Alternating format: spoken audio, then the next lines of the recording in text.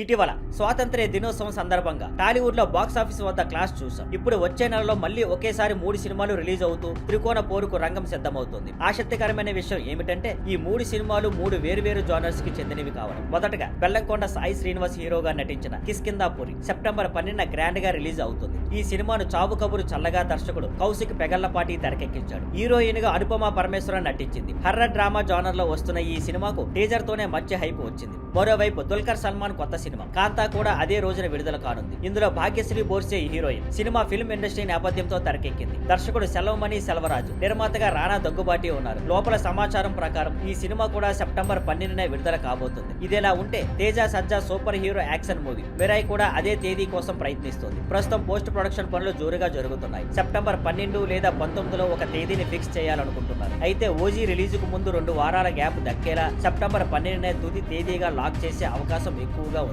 ఇప్పటి వరకు ఈ 3 సినిమాలు ప్రమోషన్స్ లో పెద్దగా హడావడి చేయకపోయినా రిలీజ్ దగ్గర పడుతున్న కొద్దీ ఆసక్తి పెరుగుతుంది. ఎవరు బాక్స్ ఆఫీస్ వద్ద ఆధిక్యం సాధిస్తారో చూడాలి. Thank you for watching. Please like, share and subscribe.